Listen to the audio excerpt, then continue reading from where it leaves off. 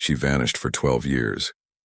A quiet professor with a broken watch and an empty wallet, until a pilot blacked out midair, F-22s spiraled, and a single voice cut through the chaos. Raptor 2, roll left, now. Silence. Then one word from the sky. Viper. Tonight, the legend she hid returns, and it will cost her everything. Evelyn James lived small. A rented brick box, 1 mug, 2 plates, a watch that didn't tick. She wore it anyway. The glass was cracked like frozen lightning. She told people it was sentimental. She never said whose. She taught aviation safety at the community college. Clean notes, short sentences. She could make wind feel like a person you had to negotiate with. Students leaned in. They didn't know why.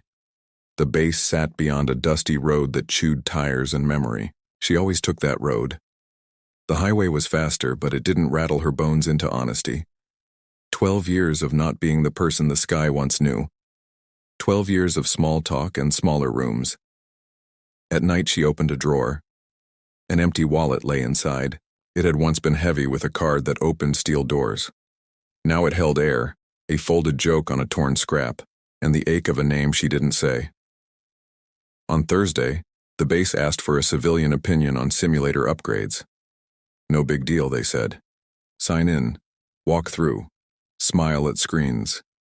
She rehearsed bland nods in the mirror. The tower smelled like warm dust, burnt coffee, old carpet. Screens chirped, voices clipped and precise. She kept to the back with the other nobodies. Then alarms bled across the room. Red strobes, a tone made to kill conversation.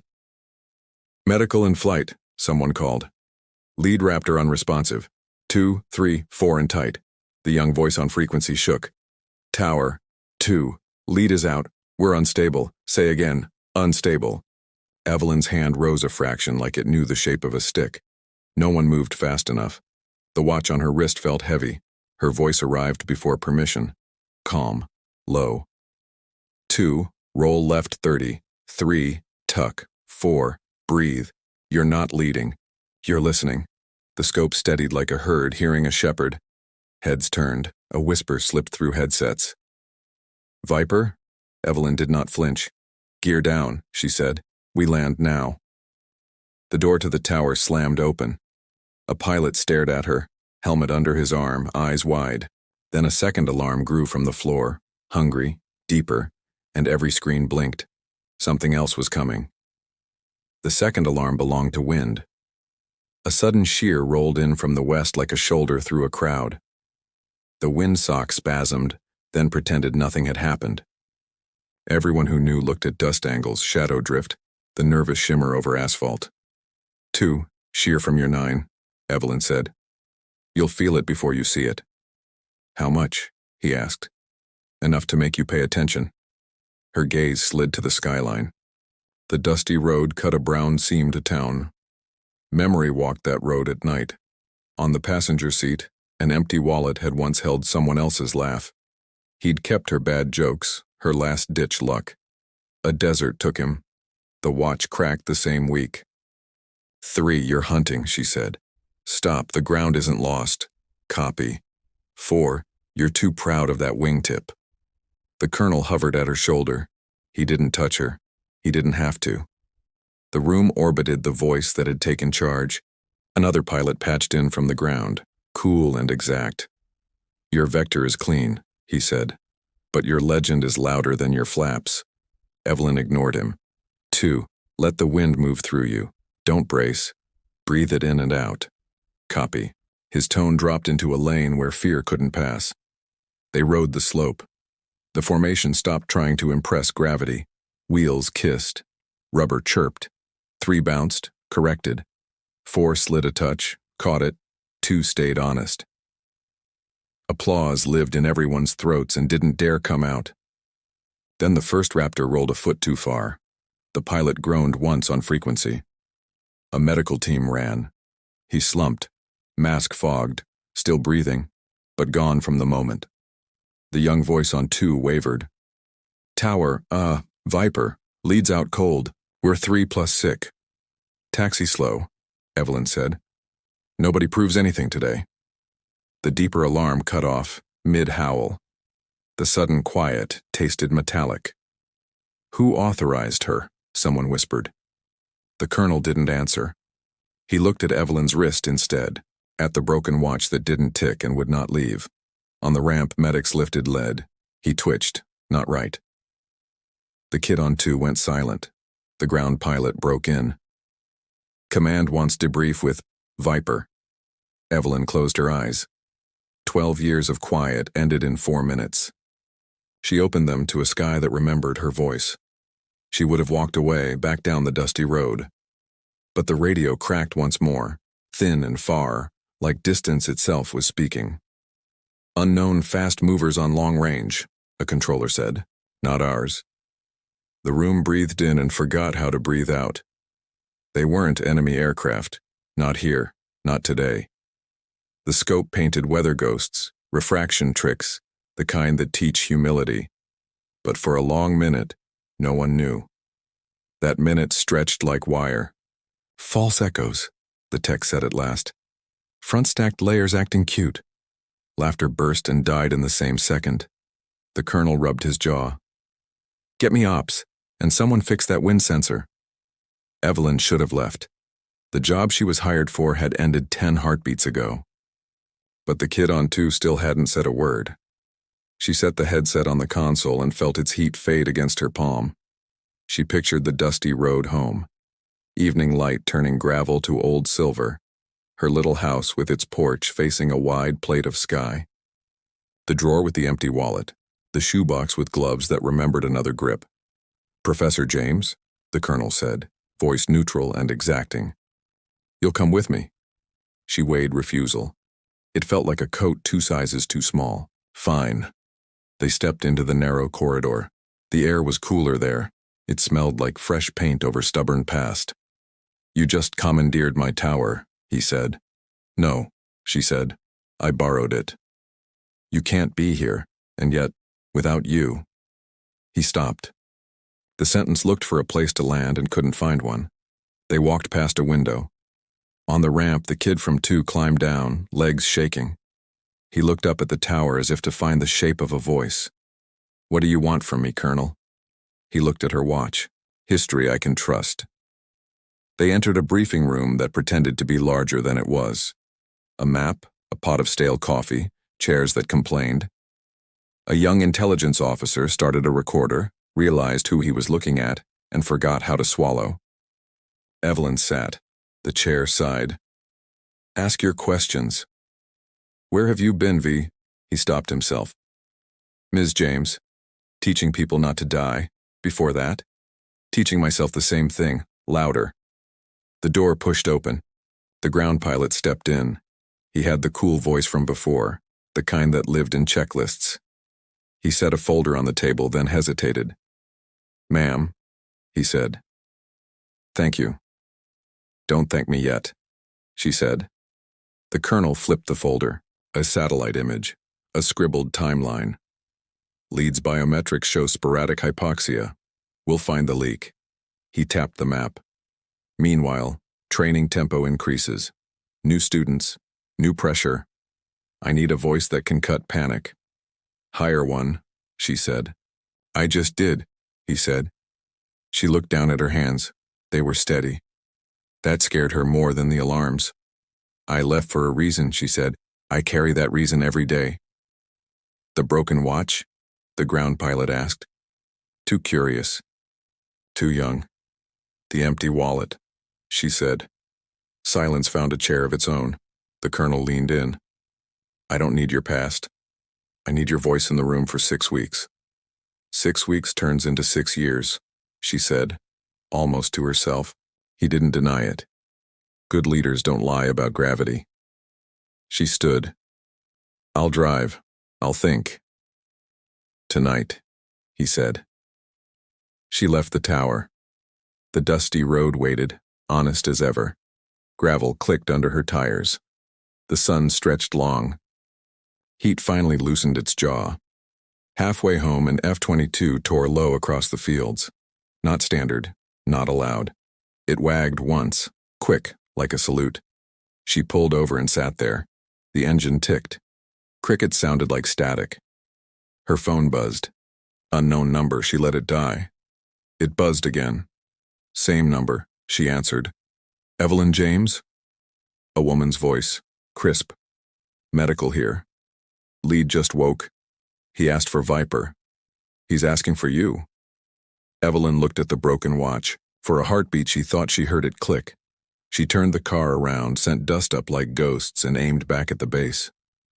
At the gate, the guard didn't ask her name this time. He just waved her through, eyes wide at the cloud following her bumper. She parked crooked and ran. In the corridor outside medical, the colonel waited, and the young pilot from 2 leaned against a wall, pale and hopeful. She stepped into the room. Lead opened his eyes. They found her like they had been waiting 12 years. "Ma'am," he whispered, "it's you." Before she could answer, the overhead lights flickered. The base siren coughed back to life. Not weather, not ghosts. An emergency scramble order rolled through the hallway like a low tide tearing free. Boots hammered. Doors slammed. Somewhere metal laughed hard against metal. Evelyn stood very still. The siren's voice was different now, leaner, focused. This one meant engines. The colonel's phone lit his face from below. He glanced up, already walking. 2 unknowns broke the shelf to the north, he said. Civilian transponders asleep. Probably lost, possibly drunk. Potentially worse. Intercept? Evelyn asked. Scramble pairs, he said. Short leash. He looked at her, then at the med bay door where Lead tried to sit up. You coming? She should have said no. She said, yes. The tower shook under turbine thunder. On the runway, 2 Raptors leapt and tucked. The sky swallowed them with a sound that went through teeth and into bone. The kid from 2 strapped in again, face tight but not brittle. Evelyn watched him arc. Viper, the ground pilot said beside her, almost under his breath. The word wasn't a question this time. It was a hinge. They climbed to the tower. The room smelled like a storm made of wires. Controllers spoke in quarter sentences and numbers. The big screen showed 2 returns pointed north and climbing with intent. Evelyn didn't reach for a headset. She waited. The colonel passed her one without looking. A man setting a tool where a hand would fall. She lifted it. Raptor 2-1 check. 2-1, the young voice said. Guns cold. Eyes open. 2-2, another pilot said. Visual soon. Far ahead, the bogies ran dumb and straight. No squawk, no reply. No sign they understood the scale of trouble behind them. 2-1 picture, Evelyn said. Twin engine profiles, dirty paint, low smarts. Copy, she said. Bring them down without making them legendary. Roger. On the floor, someone whispered, Who trained like that anymore? No one answered. The watch on her wrist pressed a cold circle into skin. The empty wallet in her drawer felt suddenly heavy, though it wasn't here. The dusty road inside her mind went forward and back at once. 2-1, you're a yard too hungry, she said. Take 1 bite, not 3, he eased. The formation turned elegant, then persuasive. 2 jets made a quiet cage around the strangers and squeezed. The bogies wobbled, confused. 1 tried to dive. 2-2 slid under with a gesture that said no. Ranch call? The ground pilot murmured. Not yet, she said. Let dignity work before law does. The radio popped with an old man voice from the bogie. Thick, sunburned. We got a radio trouble. Didn't mean copy, 2-1 said.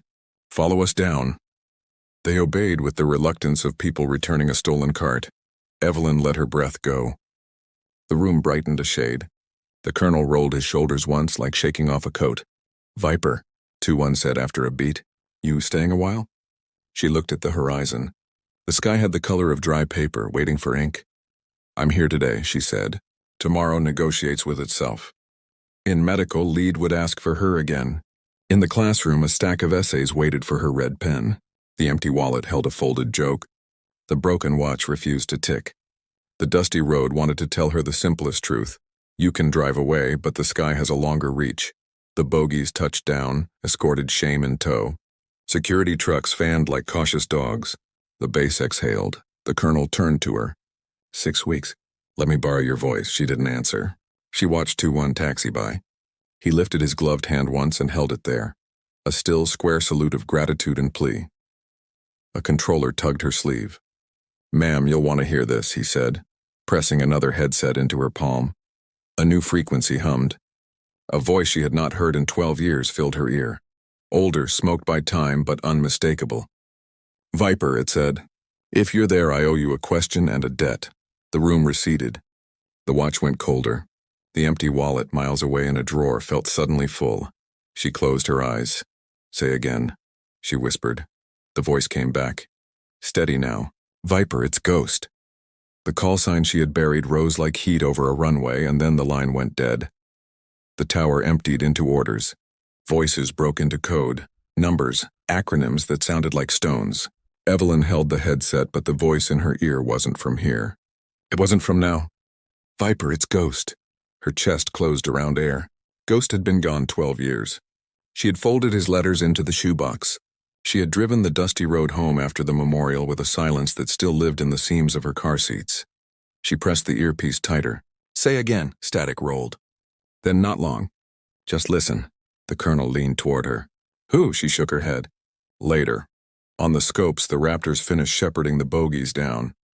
The unknowns rolled to a stop between trucks that circled like wolves. But Evelyn didn't see that. She saw a desert that hummed with heat. She smelled iron before rain. Ghost's voice was older, carved down. "They'll ask you to stay. They'll ask you to teach. Say yes, but not for them. Say yes for the ones who don't yet know what the sky takes." Her throat ached. "You're not here." Silence. The watch on her wrist felt colder. For a breath she thought she heard it tick. Then the frequency died, leaving only her pulse. The colonel's eyes stayed on her. "Explain." "Not now," she said. She placed the headset on the console like it was loaded. Outside, the young pilot from 2 walked back from the line, helmet under his arm, eyes hunting for her. He saw her through glass, lifted his hand, then dropped it as if the gesture was too heavy. The colonel didn't move. 6 weeks, Viper.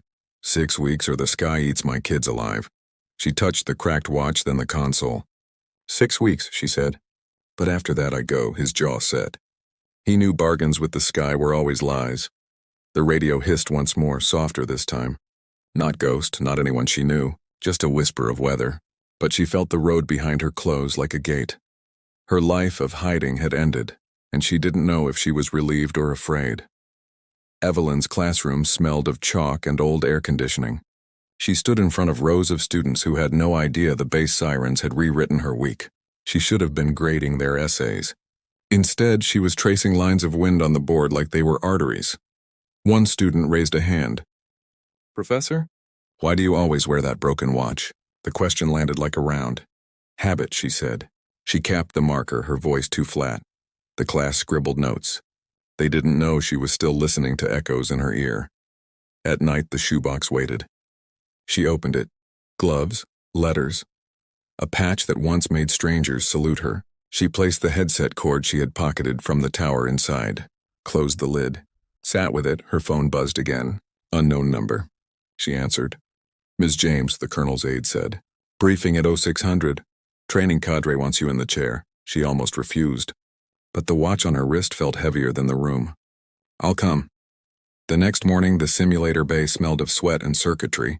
4 young pilots sat with jaws set, eyes that had not yet lost illusions. Evelyn stood in front of them. She didn't introduce herself. "Call me Viper," she said. The name ran through them like a current. They sat straighter. "Today you'll break before the sim does. That's the point. You'll learn that panic has teeth, and you'll learn to take its teeth out." She saw herself in their shoulders, saw the eagerness that once cost her blood. The sim whined alive. One by one they flew. She broke them gently. She pressed until their voices cracked, then pulled them back with her own. Hours later, the colonel found her sitting on the simulator step, head bowed, the broken watch gleaming like an old wound. "You're staying longer than 6 weeks," he said quietly.